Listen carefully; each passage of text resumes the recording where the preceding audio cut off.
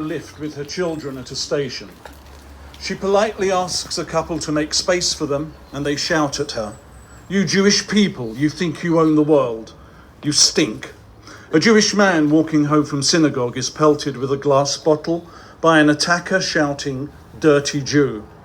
A man enters a kosher butcher shop shouting anti-Semitic abuse and pointing his fingers in a gun gesture at the Jewish shoppers. A Jewish man is punched in the face in an unprovoked attack by two men.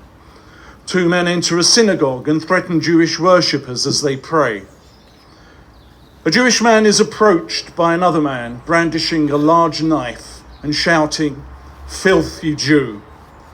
A 13-year-old Jewish boy travelling on a bus is punched in the stomach as his attacker shouts, "You stupid Jews, you think you own the world."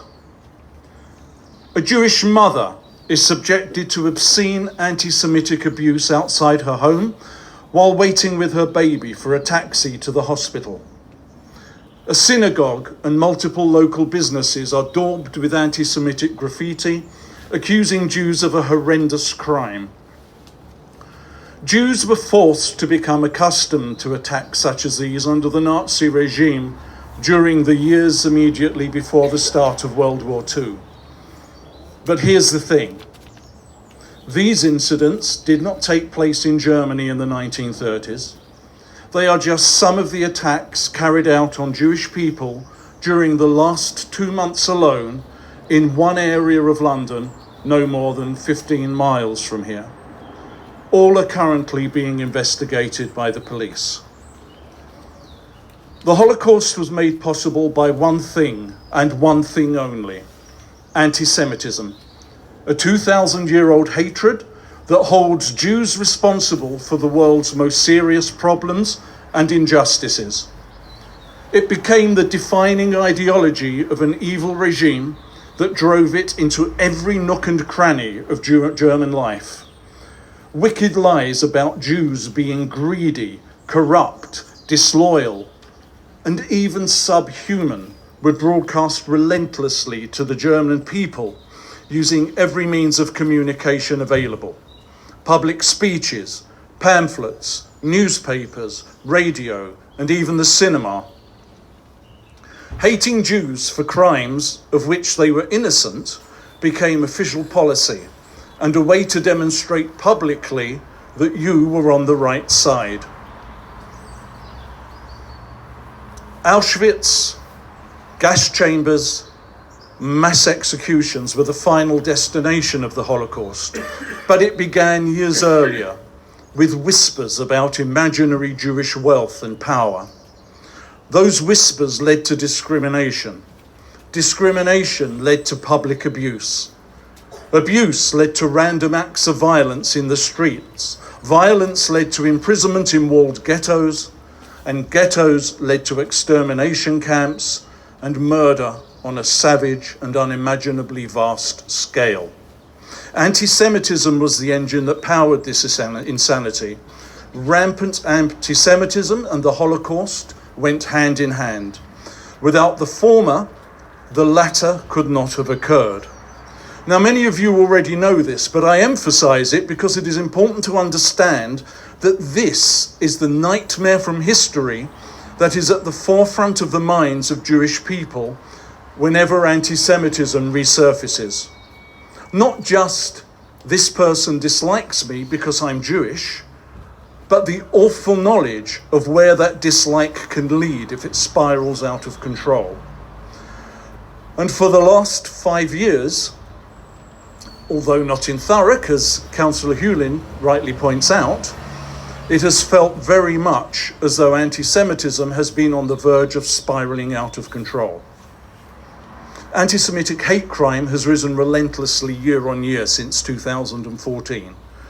Yet shows that an average of over 3 hate crimes are directed at Jews every single day in England and Wales, with Jews almost 4 times more likely to be the target of hate crime than any other faith group. Jews face this threat on 3 fronts. They are threatened by modern-day Nazis in the form of extreme right-wing nationalists. These are Holocaust deniers who believe in a Jewish plot to eradicate the white race and who see a Jewish hand behind every war, economic disaster, and terrorist attack.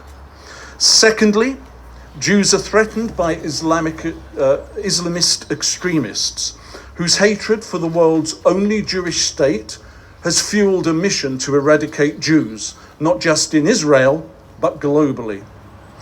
And thirdly, they are threatened by activists on the far left who claim to be fiercely anti-racist, even as they use anti-Semitic caricatures of the rich Jew, more loyal to Israel than to his own country, as a symbol of capitalism's oppression of the poor. These groups may have widely differing views, but they are united by one thing: their hatred of Jews. They have become proficient in using the internet and social media to spread to a huge audience material that is designed with the sole purpose of creating new anti-Semites. Shamefully, the social media companies have shown little interest in dealing with this. It's highly likely that the people who committed the offences that I listed earlier were not only radicalized by the anti-Semitic material that is freely available on Twitter, Facebook, YouTube, and other social media platforms, but were also emboldened by over 4 years of another unexpected development: the spread and normalization of anti-Semitic ideas in one area of the political life of our country. Less than 2 months ago, the UK held a general election. British Jews watched in horror as they entertained the very real possibility that the keys to 10 Downing Street would be handed to an anti-Semite at the head of a party corrupted by anti-Semitism from top to bottom. A party that, as a result of the work done by Campaign Against Anti-Semitism, is under investigation by the Equality and Human Rights Commission for institutionalized racism towards Jewish people. A party that has used anti-Semitic abuse and harassment in meetings and online to drive out its Jewish members, its Jewish councillors, and even its own Jewish members of parliament. A party whose most extreme activists gather together in secret Facebook groups to share anti-Semitic propaganda harvested from neo-Nazi websites, including mockery and denial of the very event we are here today to remember. A party whose leader encouraged and embraced genocidal terrorists who, if I might personalize this for a moment, are committed to wiping me, my family, and every living Jew off the face of the planet. A party that struck so much fear into this country's Jewish community that almost half of it was considering or even preparing to leave the UK in the event of waking on the morning of 13th December to find that its nightmare had become a reality. So how are we to interpret all of this at a time when anti-Semitism around the world, but particularly in the UK, is at its worst level since the end of the Second World War? What does it tell us about the reality of asking people to stand together? What does it reveal about the long-term impact of Holocaust Memorial Day? And what does it mean for never again? Have those two words become glib and meaningless, or do they remain an article of unshakable faith? I think what it tells us is that those principles have never been more important than they are today, and that we must be increasingly vigilant against a hatred that can emerge from nowhere, suddenly, and that thrives on desperation, on vanity, on gaps in education, and on self-interest. Vigilant against the desperation that, as it did in the years leading up to World War II, allows people to dismiss nagging doubts about anti-Semitism and yield to voices offering hope and relief, even though there is absolutely no historical precedent for a culture of anti-Semitism ever delivering anything than misery and oppression to everybody.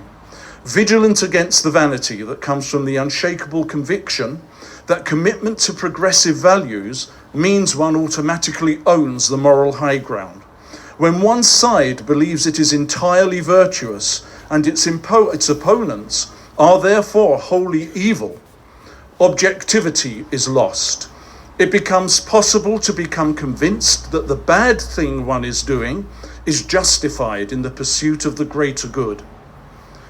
Vigilant against the gaps in education that lead to an unhelpfully narrow understanding of where anti-Semitism lurks. Schools teach about World War II and the horrors that occurred during it. But until our children also learn that anti-Semitism thrives equally at both ends of the political spectrum, they will remain ill-equipped to detect it at an early age. Vigilant against the self-interest of those who place advancement before conscience. The power to stop the corruption of our politics by anti-Semitism lay in the hands of our representatives in Parliament. Yet most failed to act. While a highly principled handful of MPs resigned in disgust, the overwhelming majority chose to stay and fight from within. This resulted in a great deal of staying, but precious little fighting, apart from the occasional tweet expressing outrage at the latest sordid revelation.